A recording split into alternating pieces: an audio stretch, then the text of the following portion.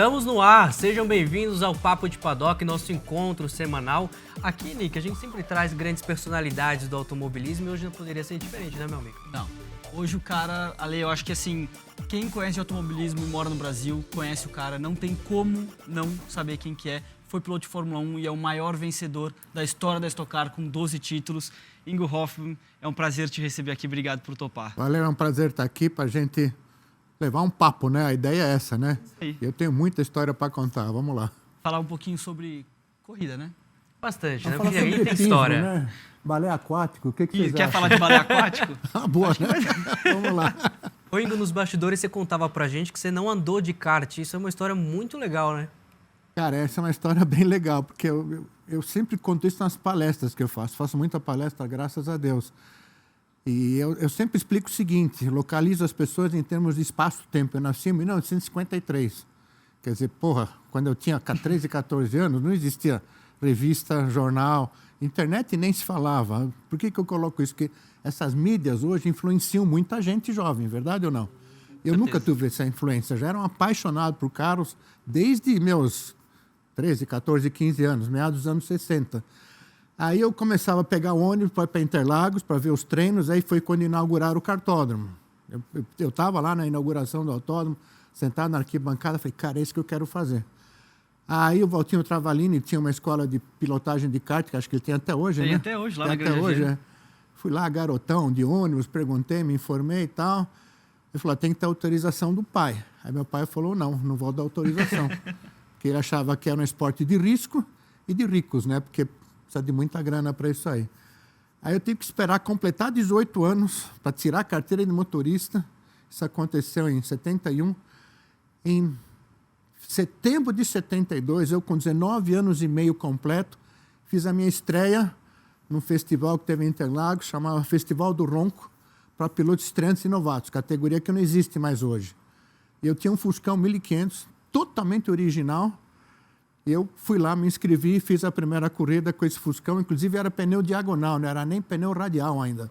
Calma, você guiava o Fusca até o autódromo e Guiava, corria não, com o eu tenho Fusca. foto na apresentação. Saindo de casa, né, minha mãe tirou a foto, eu ali ao lado do carro com o número 22, com para-choque e um Santo Antônio por dentro. Essa Santo Antônio eu conto depois.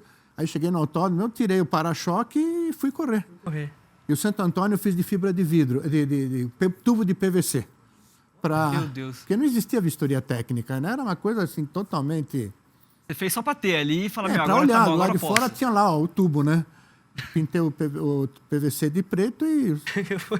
Mas na corrida seguinte, meu pai já me patrocinou num capacete decente, num macacão à prova de fogo e um Santo Antônio. Porque até a primeira não tinha. Quê? A primeira corrida não tinha. Eu tinha um macacão, um capacete, mas aqueles macacão de tecido, né, que você comprava naquelas costureiras atrás do autódromo de Interlagos lá. E um capacete bem fuleirinho, né? Tá. Aí eu tinha um amigo que estava na Inglaterra, amigo de escola. Ele, antes de ir para lá, eu falei, cara, me traz um macacão e um capacete da Inglaterra. Ali tem as lojas de equipamento, trouxe, eu tinha um macacão anti-chamas maravilhoso e andando de Fusca 1500. Que massa. E aí, Ingo, você falava também que foi uma trajetória muito rápida, né? Você fez, quantas corridas de Fusquinha você fez no final? Como? Quantas corridas com o Fusca você fez? Eu fiz 6 corridas com esse Fuscão, esse tal do Festival do Ronco. 3 em Interlagos, 3 em Curitiba. Ganhei corrida, eu estava sempre brigando ali na frente. Aí tinha um preparador na época, que era o Giba, um cara bem famoso na época. Ele falou, pô, esse alemãozinho acelera. Aí ele ia comigo nas corridas, aí na 6ª corrida fundiu o motor do Fuscão. Eu usava o Fuscão para ir para a faculdade de noite, estudava administração de empresa e trabalhava com meu pai no escritório. Aí eu fiquei sem carro de corrida, sem carro para ir para a faculdade, sem carro para ir para o trabalho, né? Mas aí meu pai já virou um baita de um apoiador, né? Aí ele me conseguiu um patrocínio de uma empresa onde ele trabalhava. Aí, em 73, eu corri de divisão 3, que foi um Fuscão aí super preparado, pneus slick desse tamanho, era um carro muito rápido. Legal. Rápido para aquela época, né? Lógico. Aí, em 74, eu continuei na divisão 3, correndo com uma Brasília. Uma Brasília, pois é. A Volkswagen lançou a Brasília em final de 73. E esse preparador meu, o Giba, era um cara muito ligado, muito ligado. Falei, nós precisamos fazer uma Brasília, porque tem uma baita aerodinâmica. Eu falei, Giba, como é que você sabe que tem aerodinâmica? Como é que você mediu isso? Não, eu peguei a marginal, botei 100 por hora, botei no ponto morto, o cara foi rolando. Esse era o túnel de vento. E esse patrocinador era forte. Então, nós compramos uma Brasília Zero, transformamos ela num carro de corrida. Ela tinha um motor de Fórmula 3, um câmbio Hewland MK8, sendo que no Fórmula o câmbio é montado atrás do motor, né? E no motor do Fusca o câmbio é montado na frente do motor. Então a primeira era no lugar da quinta, a segunda no lugar da quarta, a terceira, e a quinta era no lugar da primeira, entendeu? Eu corri um ano inteiro, fui campeão com a Brasília com câmbio ao contrário, né? E essa Brasília marcou a minha carreira, porque o pessoal da velha guarda que acompanhava a corrida, eu ganhei uma legião de fãs muito grande por causa dessa Brasília, porque a divisão 3, a nossa era a categoria A, até 1.600 cilindradas, mas junto largava a categoria B, que era até 2.500 cilindradas, e a categoria C, que era os Opalão, o Maverick, os carros fortão. E eu com a Brasília, como ela era muito rápida, muitas vezes dava um puta de um calor nos grandes, entendeu? Passava no miolo, na reta, eles me passavam que nem uma flecha. É aquela história do povo torcer a favor do pequenininho contra o grande, né? É lógico. Então, pô, eu sei que tem 2 réplicas feitas até, reais aí, entendeu? O pessoal da antiga me conhece muito pela Brasília. Legal. E, paralelamente a essa Brasília, no ano de 74, eu corri de Fórmula Super V aqui no Brasil, que acabou sendo uma categoria muito, muito forte. Em 74, junto comigo, estreou Nelson Piquet, nessa categoria de monopostos de Fórmula. E o meu chefe de equipe era o Wilson Fittipaldi, o Wilsinho, que nesse ano de 74 estava no Brasil construindo o Fórmula 1, o Fittipaldi Copersucar, né? E no final do ano ele falou, cara, você tem que correr na Europa. Aí vendi tudo que eu tinha. Em 75 eu estava correndo de Fórmula 3. Campeonato inglês, e fiz diversas etapas do campeonato europeu. Minha segunda corrida de Fórmula 3 internacional foi em Mônaco. Ah, que ótimo, Olha. super fácil. E, cara, Tranquila, né? Tranquilo. e foi muito difícil conseguir inscrição, porque eu tinha feito uma corrida em Silverstone 3 semanas antes. Aí, quando fomos fazer a inscrição, falou, quem é esse Ingo? Não tinha histórico lá. Zero. Eu tinha feito uma corrida só. Aí nós conseguimos a inscrição. Quem conseguiu para mim foi o Emerson Fittipaldi, que ele era o campeão da categoria naquele ano, né? Ele tinha sido campeão em 74, 75, ele foi lá, conseguiu me inscrever. E tinha, tipo, sei lá, mais de 100 carros inscritos. Eram baterias eliminatórias, entendeu? Uhum. Eu fui passando em todas, terminei no 6º lugar na geral no final. Cara, um total desconhecido. Então, eu tive uma ascensão muito rápida. Legal. E aí, depois, quando que você fez Fórmula 3, depois você subiu para Fórmula 2? No ano seguinte? Não, ou no mesmo aí ano? foi o seguinte, cara. Aí eu tinha grana para fazer um ano de Fórmula 3, esse ano de 75. Era o dinheiro que eu tinha, né? E eu era muito chegado com o Wilsinho, né? Porque ele tinha sido meu chefe de equipe aqui na Fórmula Super V. Então, lá na Inglaterra, você tem contato com o brasileiro, né? Então, eu estava o tempo todo com ele. Aí ele, em determinado momento, falou, o ano que vem a Copersucar exige que nós tenhamos 2 carros para correr no campeonato. E tem que ser brasileiro. Vou fazer um teste com você e um outro teste com o Alex Dias Ribeiro. Falou, faz o seguinte, aluga um Fórmula 5000 para pegar a mão em carro mais rápido, porque de Fórmula 3 para Fórmula 1 é um pulo muito grande, né? Aí eu aluguei esse Fórmula 5000, fiz corridas em Silverstone e Brands Hatch, e fui bem. Na forma, uma maneira de me adaptar com essa mais potência, né? Um carro mais forte que Fórmula 1 naquela época, inclusive. Então, era uma categoria concorrente à Fórmula 1? Era uma categoria mais ou menos concorrente à Fórmula 1. Era mais regional na Inglaterra, entendeu? A Fórmula 1 corria o mundo inteiro, né? Que motor que era? Era um motor V8 5 litros. E os da Fórmula 1 na época? O motor era V8, mas era 3 litros e meio. Quer dizer, era um motor teoricamente mais forte que o da Fórmula 1. Tinha muito mais torque o motor, muito mais torque. E não tinha controle de tração, não tinha nada naquela época. Tinha que segurar... Na mão. Na mão mesmo, né? E aí, cara, eu fui para o meu primeiro teste em Silverstone de Fórmula 1. Isso aconteceu exatamente no mês de setembro de 75. Lembra que eu falei que eu estreiei em setembro de 72 com o Fuscão. Setembro de 75 estava botando a bunda no Fórmula 1, quer dizer, uma ascensão assim absurdamente rápida. E era para fazer um dia de teste. E foi bem interessante porque o chefe de equipe era o Joe Ramírez. Não sei se esse nome fala alguma coisa para vocês, mas o Joe Ramírez acabou sendo o chefe de equipe do Ayrton Senna, na equipe do Ron Dennis na McLaren. Um cara muito bom. E as primeiras saídas que eu dava do box, falei, não passa de tantos mil giros, né? Eu fiz a coisa direitinho, tudo by the book, tudo certinho, né? A uma altura eu parei e falei, você já virou mais rápido que o Fórmula 3. Aí foram liberando, no final do dia liberaram a potência e eu virei rápido, virei muito rápido. E o teste foi tão bom que, passado alguns dias, o Wilson me liga, eu falei, Igor, nós vamos fazer um outro teste com você, porque você tem um puta potencial. Eu falei, mas e o Alex? Eu falei, pô, não, vamos fazer outro teste com você. E nesse segundo dia de teste, em Silverstone, estava lá o Emerson, que era o campeão mundial da Fórmula 1. Eu falei, puta merda, o cara tá aqui para me olhar, entendeu? Porque os caras, para mim, eram meus ídolos, assim, cara, Fittipaldi era referência máxima, né? E nesse segundo dia de teste fui melhor ainda, cara. Eu virei um tempo naquele segundo dia de teste que foi, se não me falha a memória, 5 ou 6 décimos mais rápido que o Wilson tinha classificado em Silverstone um mês e meio antes, entendeu? E esse tempo que eu virei me colocaria em 15º no lugar do grid. Quer dizer, porra, foi assim um negócio assombroso. E aí, saindo de Silverstone, o Wilson foi com o Emerson para Silverstone, mas o Emerson teve que ir embora antes. O Wilson falou assim, me leva para casa. Eu falei, lógico. Tava o Wilson, minha mulher e eu dentro do carro, o Wilson na hora de ir embora, eu falei, está definido, você vai ser o piloto ano que vem. E ganhando salário, cara. Que legal. Coisa absurda. Só que aí, pessoal, eu estava na frente de um dilema monstruoso, porque eu sabia que eu não estava preparado para a Fórmula 1. Eu sabia, tinha 3 anos correndo em carrinho de rua alemã comparado a um Fórmula 1, né?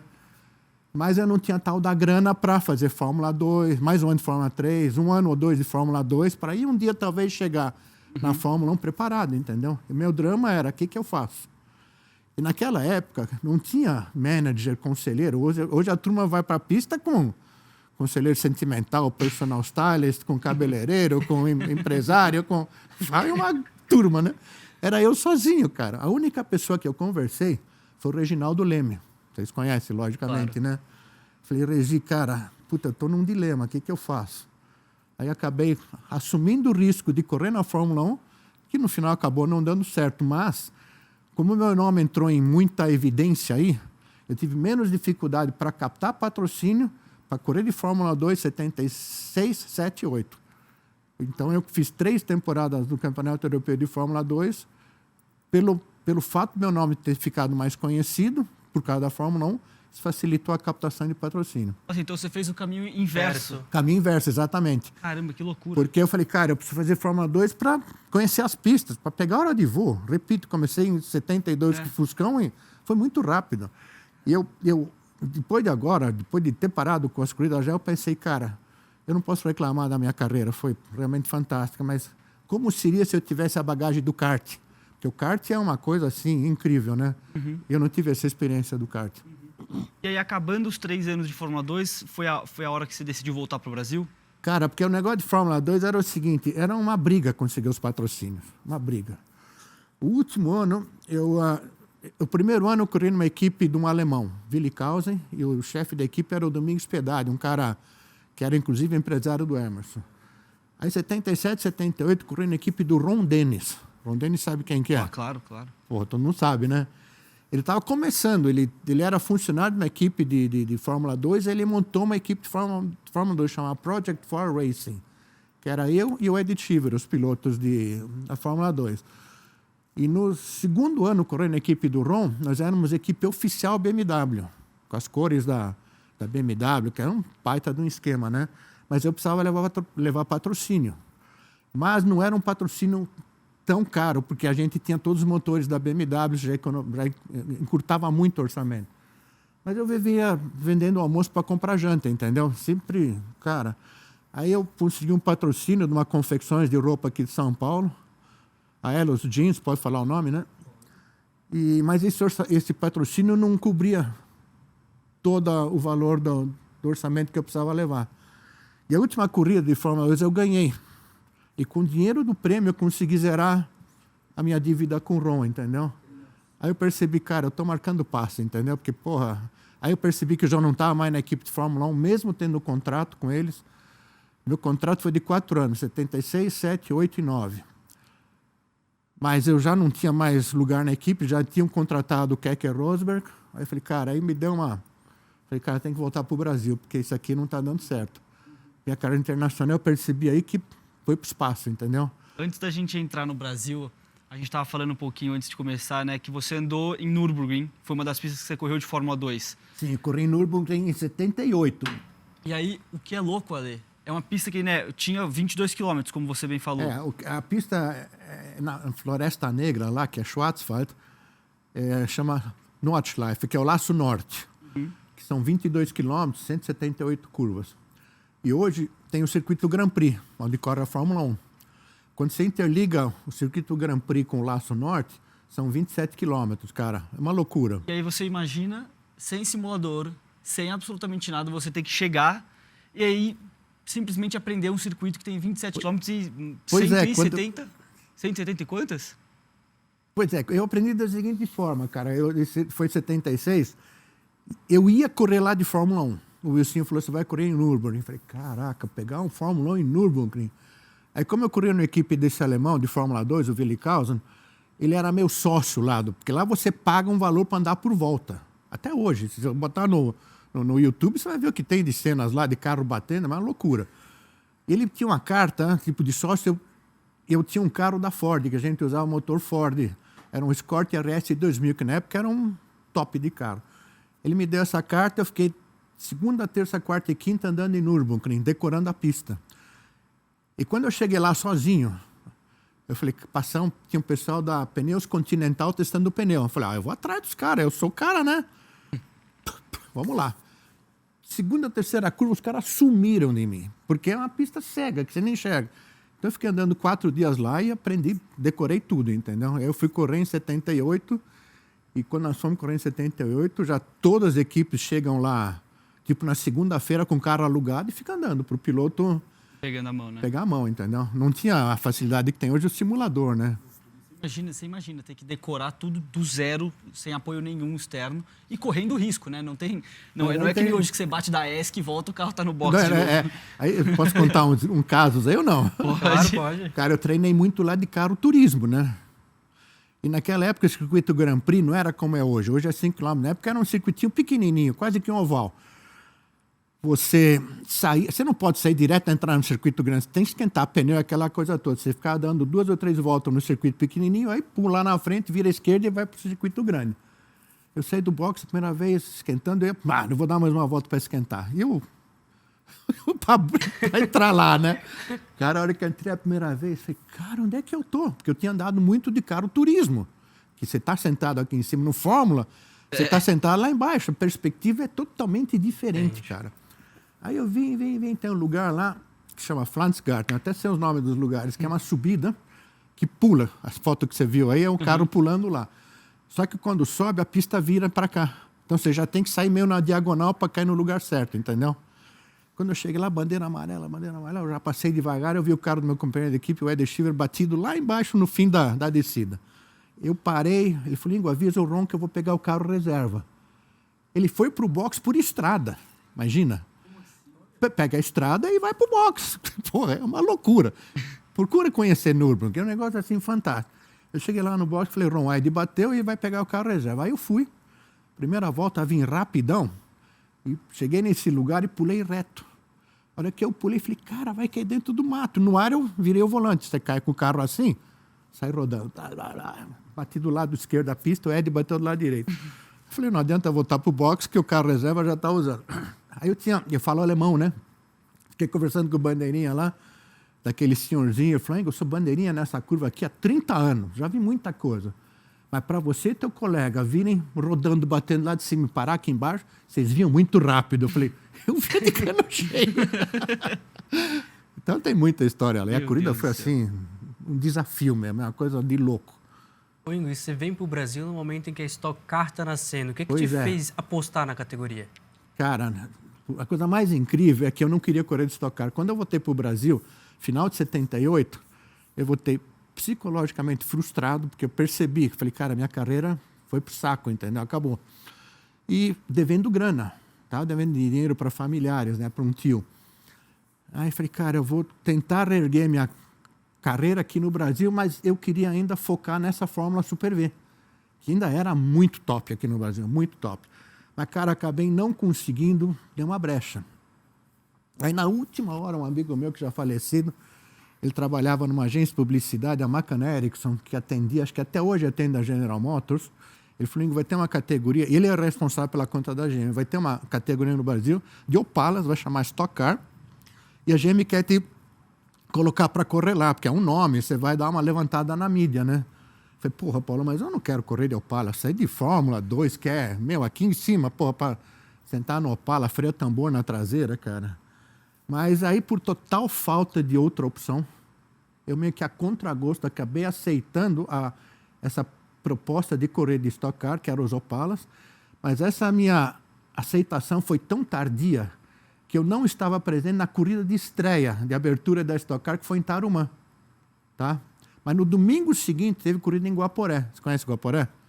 No domingo seguinte eu estava lá com o Opala e fiz a minha estreia na categoria. Porra, eu era o último no grid, a 1 segundo e tanto do penúltimo, eu estava meio perdidaço, o carro era muito, muito ruim.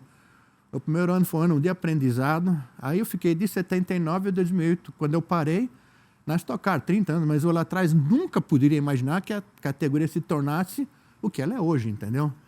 E aí tem muito trabalho nosso, nós fizemos com os pilotos lá, o teu tio, o Afonsinho, o cara ajudou muito, sabe? Não deixar a categoria morrer, e hoje é uma baita realidade bacana.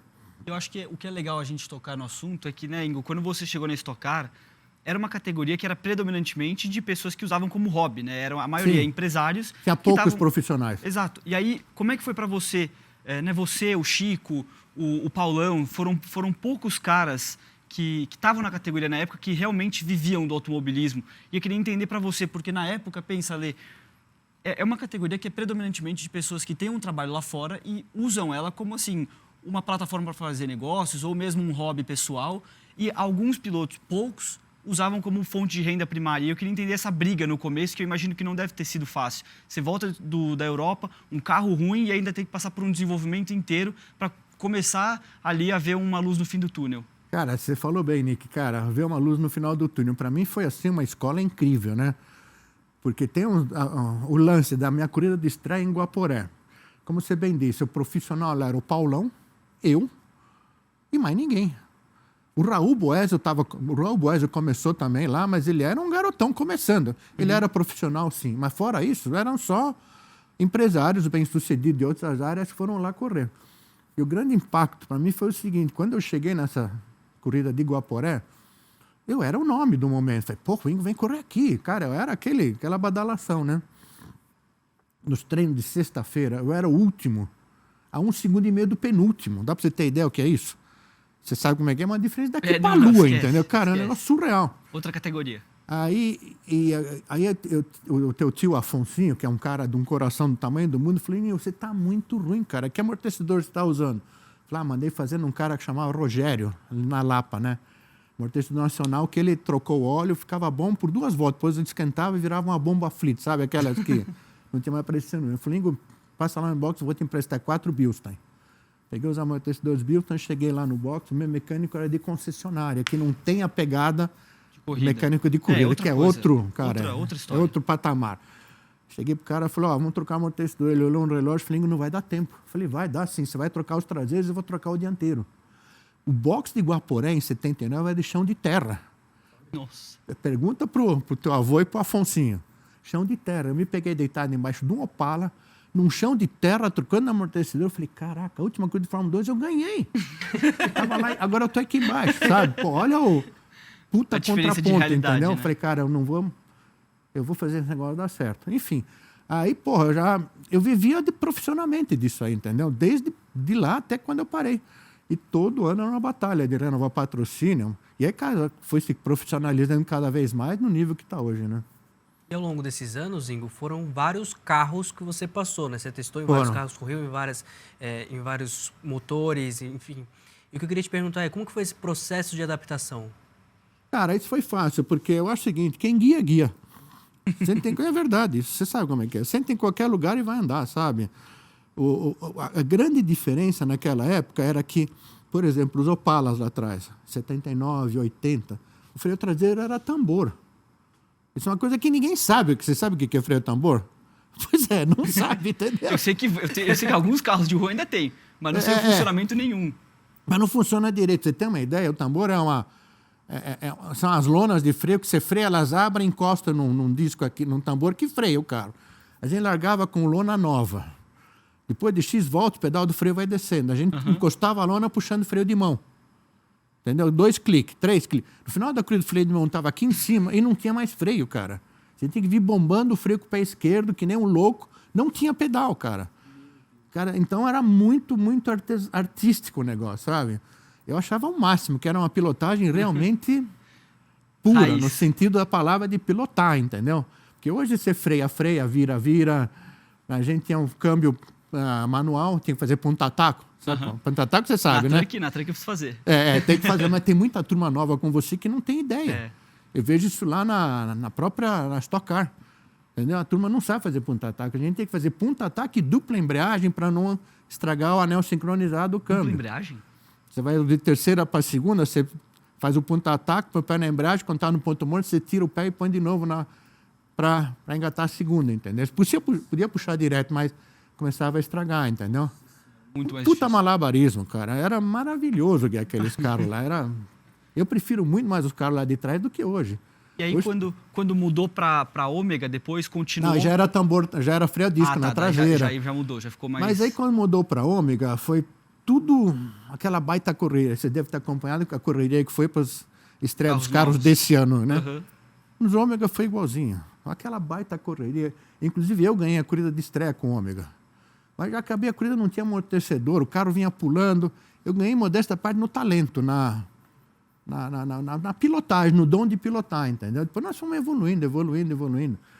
Mas como eu falei, quem guia. Sentem qualquer coisa e anda. Não tem essa de sentir diferença, não. E depois do Ômega pro Vectra, o que você pôde sentir, assim? Como Aí é que já o carro ficou foi uma mudando? pilotagem mais, vamos chamar assim, puro sangue, né? Que era um carro mais responsivo, você sabe? Um carro chassi tubular, né? Não é, o Vectra era carroceria, porque era uma gaiola. Uma que gaiola. Era a tua família que fazia lá, até agora bem recente, né? Era um carro bem mais caro de corrida, vamos chamar assim, sabe? Mas Era menos de rua, era um negócio mais... Não virou um separado. Fórmula, que o Fórmula é uma pilotagem pura, né? Você freia lá e tá. Esse carro lá, já o chassi tubular, já passou a ser uma pilotagem mais agressiva, mais rápida, mas mesmo assim não chegando perto de um Fórmula, sabe?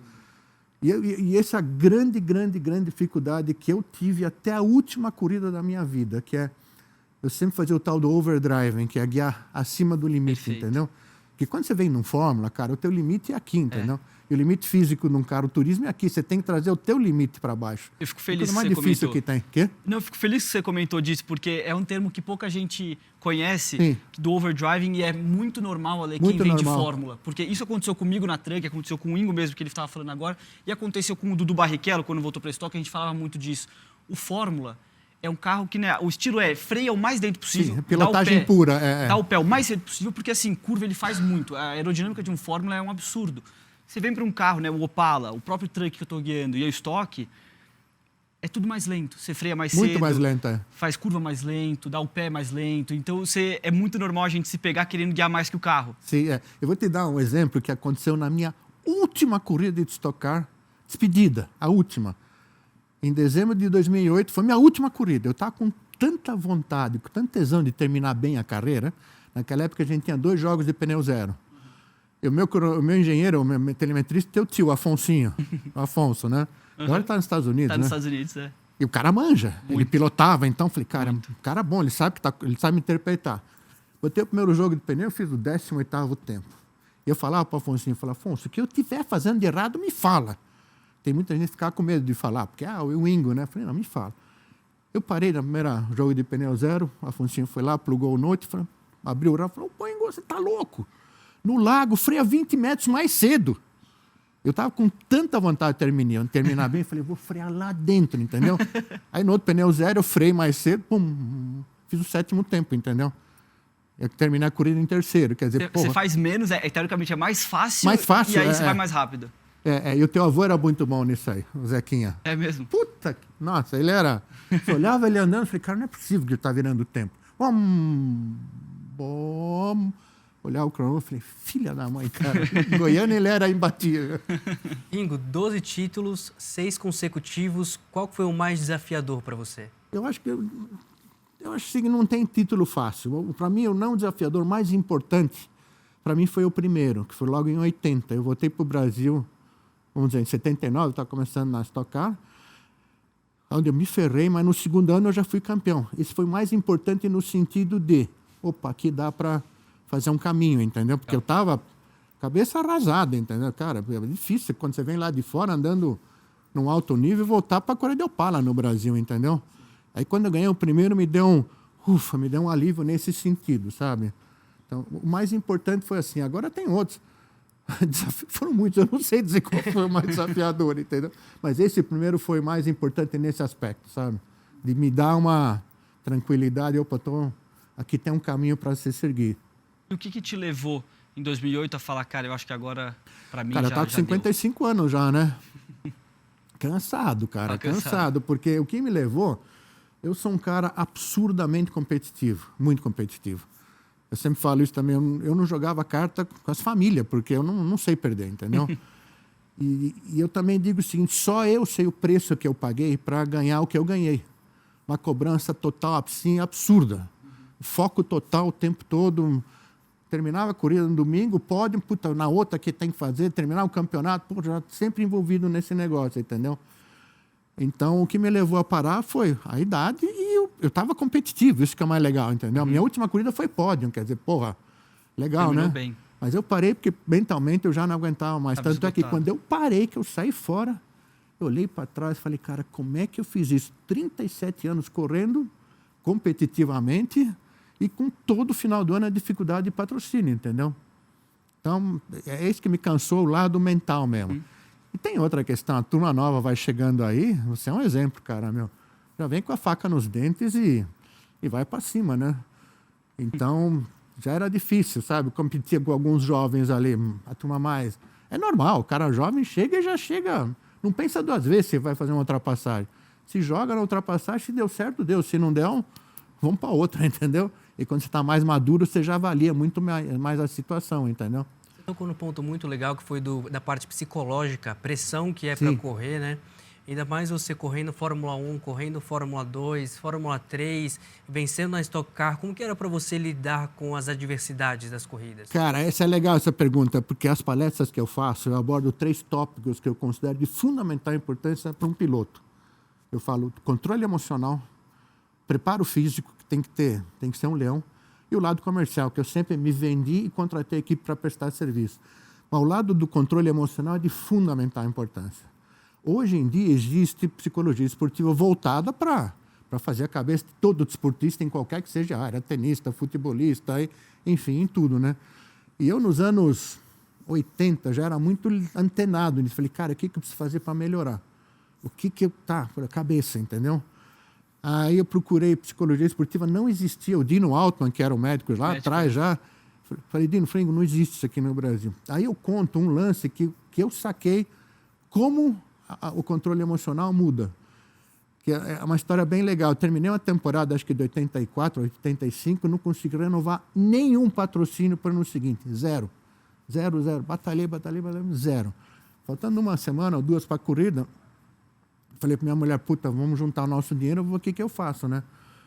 Eu corri com carro branco, fiz a pole position, melhor volta e ganhei a corrida, entendeu? Quer dizer, puta resultado, né? E lá mesmo o empresário veio conversar comigo. Aí, isso foi em Brasília. Aí voltando de Brasília para São Paulo, de noite, na estrada, dirigindo um Chevette, eu e 3 meca mortos dentro do carro, eu fiz um balanço, como eu falei agora há pouco, sempre fiz balanço, o que eu tenho que melhorar, eu tenho que mudar. E uma coisa me chamou muito, muito atenção, o fato de como eu curti a corrida. Curti pra cacete. Aí eu quis entender por que eu curti tanto. Sabe por quê? Tava sem pressão. Quê? Tava sem pressão. Sem pressão, eu estava correndo para mim, não tinha patrocínio nenhum no carro. Você entendeu? É isso aí, Nick, cara. Falei, cara, daqui para frente eu vou correr para mim, entendeu? Que se dane se o patrocinador é papo de paddock, pastelaria do China ou uma puta multinacional, entendeu? Eu consegui separar isso, entendeu? Falei, daqui para frente eu vou correr para mim. Aí você guia puramente pela paixão, né? Sim. Puramente pelo prazer de estar lá. E não por tudo que envolve. Eu tenho um puta talento, eu nasci com esse talento, sabe? Eu muitas vezes não conseguia exercer meu talento na plenitude máxima, porque eu uma coisa muito inconsciente. Cara, eu preciso ganhar, eu preciso dar retorno para a empresa, entendeu? Você se cobra muito, sabe? Aí, quando termina essa apresentação, põe a imagem lá do Baggio, jogador de futebol, que chutou o pênalti para fora da Itália e deu um campeonato mundial para o Brasil. É a mesma coisa, entendeu? A pressão emocional é terrível, é terrível. Eu vejo o corrida de Fórmula 1, falei, o cara deu uma... Você sabe como é que é dentro do cara? Na descarga de adrenalina, você perde um pouquinho, sabe? E dentro da Fórmula 1 você se sentia igual também, naquela época? Dentro da Fórmula 1 você também sentia essa Eu mesma acho que o pressão? Hamilton, ele deu uma tremida. É. Aquela decisão que o Verstappen ganhou o campeonato, o primeiro campeonato dele, aquela decisão totalmente errada do diretor da corrida, lembra? Foi a última etapa do campeonato, estava o Hamilton em primeiro, safety car, 2 retardatários e o Verstappen na linha em quarto, mas segundo na corrida. Tinha 2 retardatários. Lembra disso ou não? Lembro. Aí o diretor de prova mandou os 2 retardatários sair. O Hamilton entrou, pô, como é que pode? Tal, pô, blá, blá, blá. Largou. Pega o filme para você ver. Entrar numa reta, puta reta que eu vou para a esquerda. O Hamilton deixou tudo aberto pro cara. Não tentou nem fechar. Ele ia ser passado, mas pelo menos luta. Fala, ó, tô aqui, não vem, entendeu? Eu acho que ali ele deu uma... Pelo que ele vinha falando no rádio, para mim, ele deu uma desequilibrada emocional ali. E você lembra de alguma hora, você na Fórmula 1, que sofreu com isso também? Sofreu com alguma pressão externa ou sofreu pela cobrança interna que você tinha pessoal em algum evento? Na Fórmula 1, principalmente, né? Porque eu estava numa condição muito adversa lá na Fórmula 1, porque se eu voltar um pouquinho à história, quando o Wilson me falou lá atrás, em setembro de 75, Ingo, você vai ser o segundo piloto da equipe, o Wilson falou bem assim, voltando de Silverstone para casa, falou, Ingo, você é naturalmente mais rápido que eu, mas você não conhece as pistas. Então, ano que vem, 76, o Wilson falou, eu, Wilson, vou ser o primeiro piloto, você vai ser o segundo, para conhecer, adquirir as pistas e tal. Aí, em 77, eu paro, você vai passar primeiro piloto e vai entrar um outro brasileiro. Eu falei, beleza. Só que logo depois mudou a história. O Wilson saiu, entrou o Emerson no lugar, entendeu? No instante que o Emerson entrou na equipe, o nível de cobrança da imprensa brasileira como um todo mudou de patamar assim, absurdamente. Porque o Emerson era o bicampeão mundial, entendeu? E brasileiro não aceita segundo colocado. O brasileiro é o primeiro, acabou, o resto não interessa. E no instante que mudou o Emerson para a equipe, eu inicialmente falei, cara, vou ser parceiro do Emerson. Vou aprender um monte, mas no final foi péssimo isso aí, porque a cobrança em cima da equipe foi muito grande, a equipe se perdeu tecnicamente em diversos momentos pela pressão de tem que dar resultado. Aí eu fiz a primeira corrida, a segunda corrida que era na África do Sul, você não vai porque a equipe não fazia parte da FOCA, né, da Formula 1 Constructors Association, tinha que pagar as despesas. Então você vai correr na Espanha. Cara, eu andava em cada carro que você não tem ideia, cara, não andava reto em linha reta, cara. Meu carro era literalmente o canto, e eu ia naquela puta pressão. Eu me falei, cara, eu preciso andar. E o carro não ia, entendeu? Terrível. Então eu sofri muito essa pressão. Muito mesmo. Mas é uma pressão que você se coloca, né? Porque, cara, eu preciso mostrar serviço. É o que acontece agora na Fórmula 1, lá com o Tsunoda. Cara, ele tá lá na Red Bull, o que ele tá fazendo? Nada. Imagina a cabeça do cara como é que tá. E qual foi o seu maior aprendizado nesse período de Fórmula 1? Cara, ser paciente, viu? Não, tem cada situação que você não acredita, meu. Por exemplo, corrida o Grande Prêmio do Brasil de 76. Eu ainda terminei em 11º. Aí nos treinos, o meu carro simplesmente não andava em linha reta. Na reta ele vinha puxando para a direita. Eu tinha que, na reta, guiar o carro. Na reta, normalmente, o carro vai, né? Parava no box, o chefe de equipe, esse Joe Ramirez, que eu falei, que acabou sendo um puta de um chefe de equipe. Falei, Joe, o carro tá puxando para a direita. Sabe o que ele falou para mim? Digo, na reta você faz força ao contrário. Porra, meu, brincadeira, né? Aí, não, no final do treino, vamos ver. Falei, e só em cima do carro do Emerson. Falei, só vou sair daqui quando botarem o carro na balança para fazer o corner weight, né? Para fazer a distribuição de peso, né? Botaram na balança, acertaram o peso, no dia seguinte foi 2 segundos mais rápido, entendeu? Cara, então, muita paciência, que era tudo 100% em cima do carro do Emerson. Eu até entendo, porque ele era o cara, é o nome, e eu fiquei totalmente relegado a terceiro, quarto plano. Então, foi paciência, né? Isso foi me minando a cabeça de um jeito muito, muito complicado. Entrando um pouco na parte de bastidores, assim, teve alguma rivalidade que você teve, pode ser na Europa, pode ser no Brasil, que você lembra até hoje que te marcou? Tem, pô. Essa pergunta me fazem sempre nas palestras que eu faço. Eu digo que tem dois grandes rivais. Uma na disputa limpa, que é o Chico Serra. De cada disputa com esse cara, meu, coisa mais linda, entendeu? Você não conhecia Interlagos antigo, curva 1, 2, né? Que fazia com os Opala, com os Ômega. Era cravado?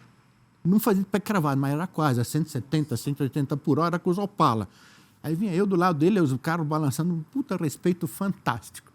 E o cara na disputa da sujeira era o Paulão. O Paulão na sujeira, cara, meu...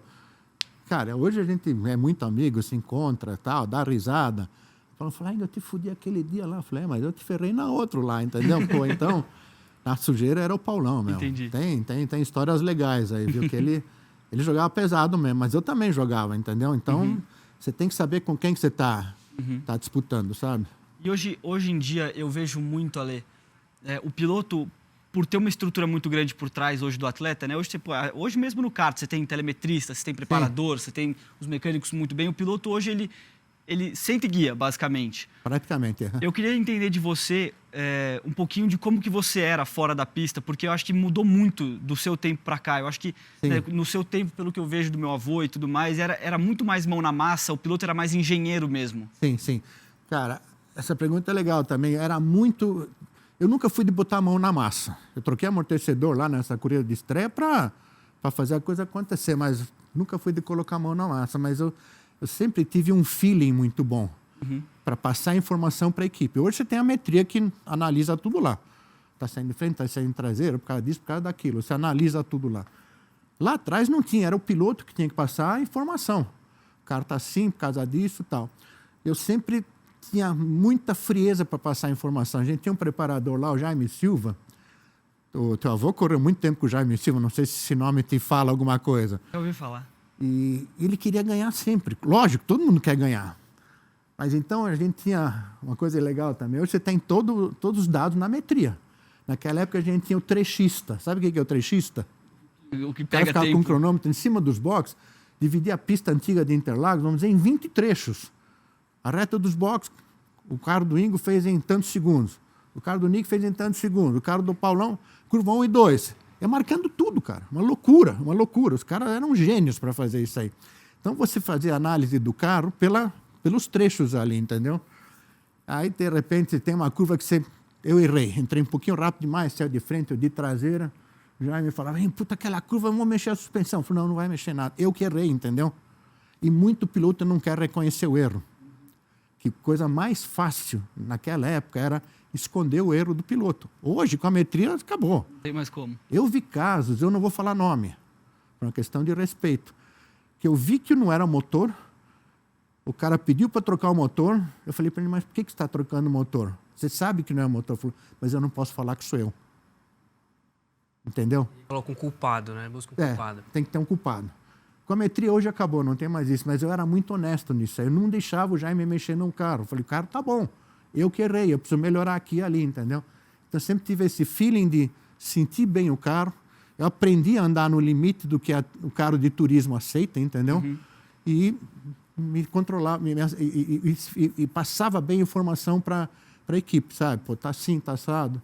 Tem muita situação, por exemplo, que é uma coisa legal também, lá atrás, eu andava em todos os carros da categoria praticamente, porque o Jaime Silva ele alugava motor para 6, 7 pilotos. Aí o piloto chegava lá, porra, Jaime, meu motor não anda. Ingo, vai lá dar uma volta. Cravava os caras que dava até vergonha, entendeu? Falava, o motor anda, não você que não. Então andava muito nos carros de todo mundo. Aí tem uma situação lá que um preparador, Camilo Cristófalo, filho do falecido Cristófalo, do Camilo. Puta, o piloto lá tá reclamando, tá saindo de traseira. Falei, dá uma volta. Pô, o cara saia de frente pra caramba. Quer dizer, ele entrava, saia de frente, virava, e uma hora trava a frente, e a traseira lançava. Eu falei, o problema não é a traseira, o problema é a frente. Então eu passava essas informações para os caras e conseguia acertar bem o carro.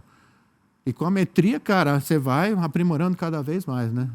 É interessante de ver, eu queria ver como é que a turma de hoje, que só anda em cima da metria, como é que faria sem a metria, porque é o teu feeling, entendeu? Que vai te fazer chegar na melhor performance possível. Um pouquinho de ver como que o pessoal seria hoje. Eu queria saber como que é o teu lado chefe de equipe. É um Ingo mais bravo, exigente ou você é mais Não, eu tranquilo? não sou chefe de equipe, né? Eu trabalho na full time.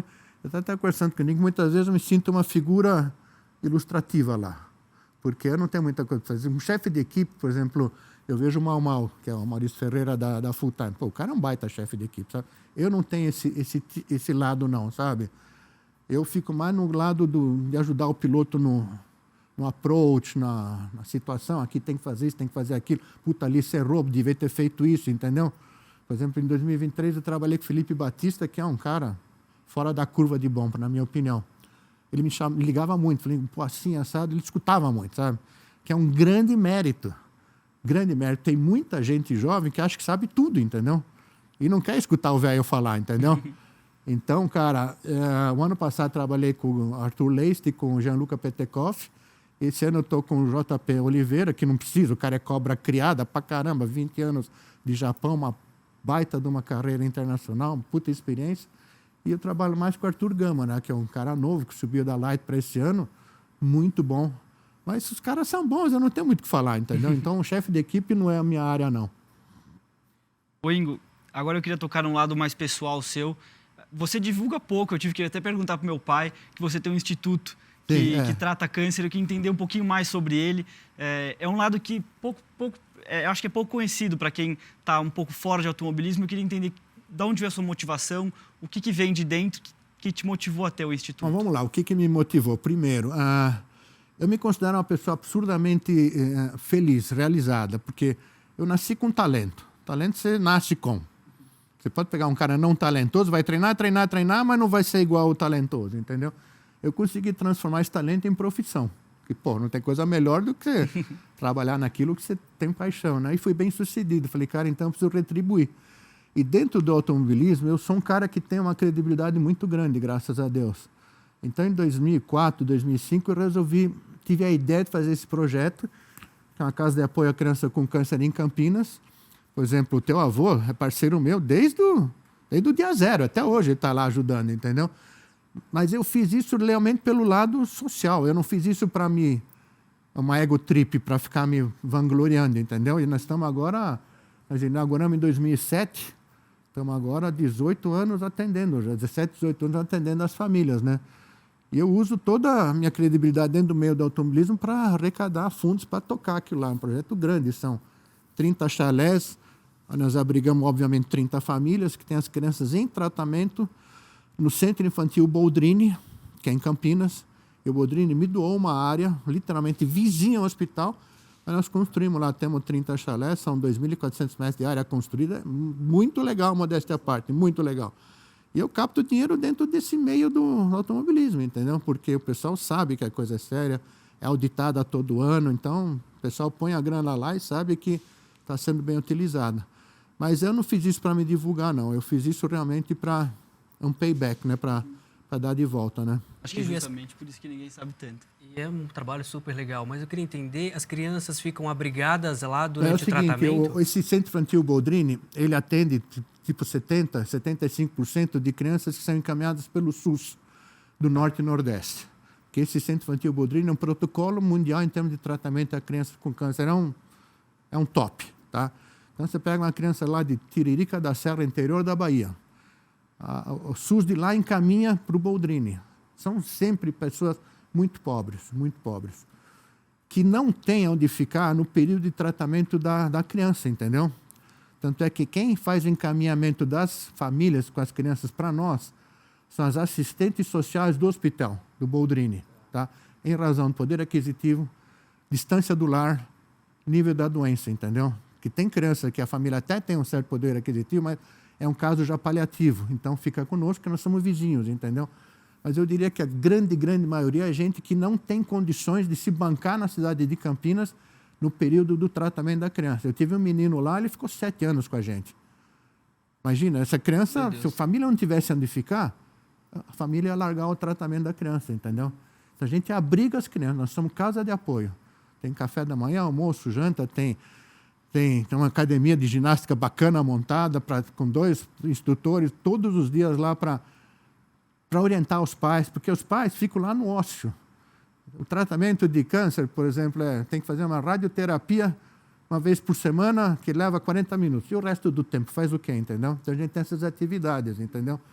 E o pessoal quer fazer ginástica, faz ginástica, tem atividades culturais de quinta-feira, tem. É bem legal mesmo, viu? E eu tenho certeza que a gente faz uma grande diferença na vida dessas pessoas. Por exemplo, tem 2 casos que eu sempre cito, que são bem emblemáticos para mim. Tivemos uma família do interior da Bahia, os caras nunca tinham visto interruptor de luz na vida. Imagina isso. E outro caso mais gritante, interiorzão de Minas. O cara começou a passar mal que não sabia usar privada, não sabia para que era a privada. Nós estamos em 2025, imagina. Isso aconteceu uns 5, 6 anos atrás, 2020, 2019. O cara não sabia usar uma privada, imagina. Então, são pessoas realmente que não têm acesso à modernidade que todos nós temos, né? Eu tenho certeza que é um trabalho que faz muita diferença na vida das pessoas. Ingo, você é referência para diversas gerações, o ídolo, principalmente para quem está começando. Qual que é o legado que você quer deixar na história? Cara, boa pergunta, meu. Eu acho que, cara, a coisa mais importante é ser um cara correto. Eu sempre fui um cara muito correto, no sentido da palavra correto mesmo, de retidão. Cara, eu sempre paguei minhas contas em dia, não é mais do que obrigação de pagar a conta em dia, né? Eu tive comércio há um tempo atrás, eu vendi um jogo de pneu, mas eu vou pagar em dia. Eu falei, mas é tua obrigação pagar em dia, não é nenhuma vantagem, entendeu?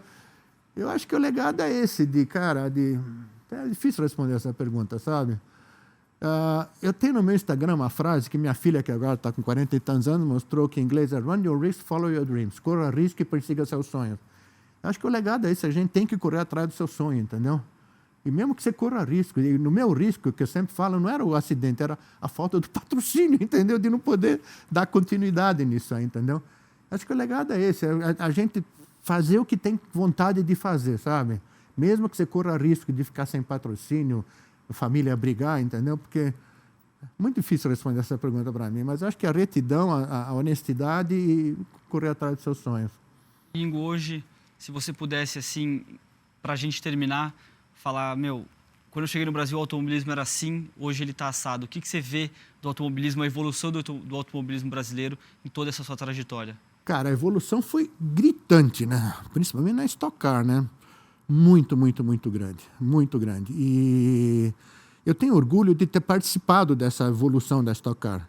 Estava comentando isso ontem no Velocitar com um engenheiro lá, o Geraldo Rodrigues, não sei se você conhece, o G, contando algumas histórias da Stock Car dos anos 80, 90, onde a categoria só não morreu por causa de um trabalho que eu e o Carlos Coll fizemos, entendeu? No sentido de manter a categoria viva. O Afonsinho, teu tio, ajudou muito, teu tio-avô, né? Ajudou muito nisso aí também, mas eram pilotos que faziam isso com paixão, entendeu? Então, mudou muito nesse aspecto. É uma coisa que eu tenho certeza que hoje ninguém que está lá envolvido faria o que nós fizemos, entendeu? Por exemplo, eu comecei a fazer palestras por causa do trabalho que eu, junto com o Carlos Coll, fazia com a Associação de Pilotos. Hoje tem a Vicar, mas a Vicar nasceu do Carlos Coll, da NPP, a Associação Nacional de Pilotos Patrocinadores, que eu era o presidente. E o Coll era o cara que tocava tudo, entendeu? Tivemos um momento lá, nós não tivemos grana para fazer o campeonato acontecer. O Coll falou, Ingo, eu vou vender palestras suas para Pirelli. Você fazer em cidades onde tem corrida para o pessoal de universidade de engenharia mecânica, né? Sabe o que eu ganhava? Zero. A Pirelli patrocinava, eu ia lá fazer a palestra, mas eu fiz isso em prol da categoria, entendeu? E uma coisa que, de uma certa forma, até me deixa meio assim hoje em dia, que a turma que está lá, acho que sempre a categoria teve nesse nível. Tem piloto lá ganhando uma grana, cara, que você não tem ideia, entendeu? Não sei se você tem ideia, mas ganha uma grana forte mesmo. E nunca souberam o que nós fizemos lá atrás, para não deixar a categoria morrer e para ela chegar no nível que ela está hoje, entendeu? Então, isso é uma coisa que eu acho que o pessoal de hoje precisaria entender um pouquinho mais o que foi feito lá nos anos 80, 90, para a categoria se tornar o que ela é hoje. Vamos à nossa tradição? Vamos.